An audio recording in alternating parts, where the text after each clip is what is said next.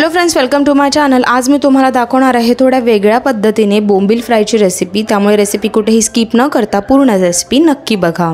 बोंबील fry बनवण्यासाठी इथे मी 8 ओले बोंबील घेतलेले आहेत। तर ह्या ओले बोंबिलाला मी आधी स्वच्छ धुवून घेतले, त्याच्यानंतर ह्याला चाळणीमध्ये ठेवले जेणेकरून त्याच्यामध्ये जेवढं पाणी असेल ते निघून जाईल।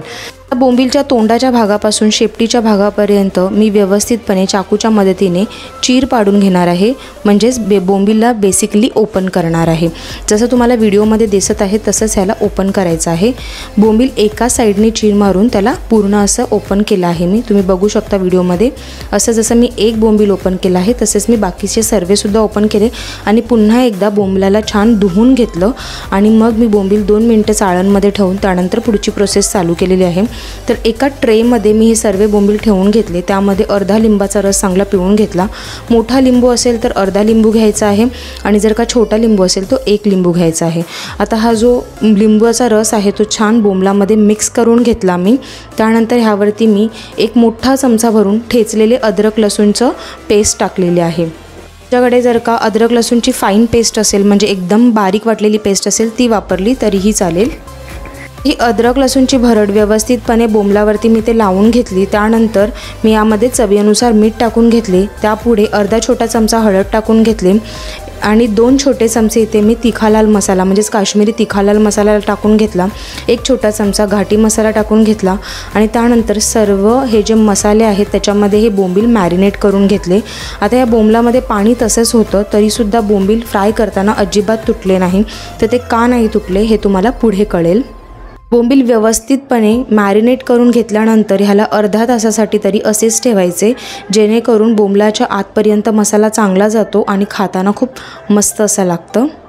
माझे बोंबील मॅरिनेट करून झाल्यानंतर ह्याला मी अर्धा तास बाजूला ठेवून टाकले होते। अर्ध्या तासानंतर ते मी एका प्लेटमध्ये एक छोटी वाटी रवा घेतला आहे।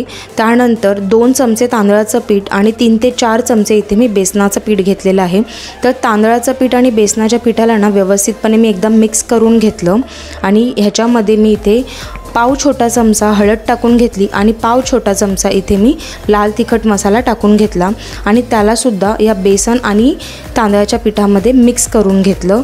हे जे आहे ते रव्यामध्ये मिक्स नाही करायचं आहे, पीठ वेगळं ठेवायचं आहे आणि रवा वेगळा ठेवायचा आहे। जर का तुम्हाला हवं असल्यास 2 डिश घेतल्या तरीही चालेल। आता मी या बेसन आणि तांदळाच्या पिठामध्येच इथे थोडंसं मीठ टाकून त्यालासुद्धा मिक्स करून घेतलं। आता पुढच्या प्रोसेसमध्ये मी तव्यामध्ये 3 ते 4 मोठे चमचे तेल तापत ठेवले होते आणि साईडला इथे मी आता बोंबलाला कोट करून घेतले।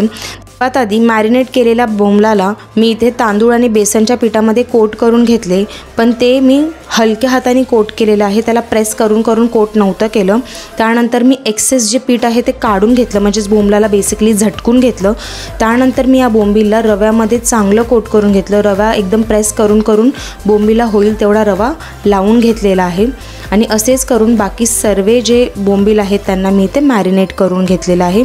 बेसन आणि तांदळाचं पीठ थोडंसंच लावून त्याला झटकून घ्यायचं, त्याच्यानंतर रव्यामध्ये त्याला चांगलं कोट करून घ्यायचं। सर्व फिश व्यवस्थित कोट झाल्यानंतर आता मी तेलामध्ये ते 7 ते 8 ठेचलेले लसणाच्या पाकळ्या टाकून घेतल्या आणि त्यामध्ये जी कोट करून ठेवलेली मच्छी आहे तिला इथे मी फ्राय करण्यासाठी टाकून घेतलेली आहे। तर सर्वात आधी बोंबीलला इथे हाय फ्लेमवरती फ्राय करायचं आहे। त्यानंतर गॅसची फ्लेम मीडियम ठेवायची, हाय टू मीडियम फ्लेमवरतीच ही बोंबील फ्राय करायची आहे। तर सर्वात आधी मी इथे 5 मिनटं बोंबील एका साईडला फ्राय करून घेतली।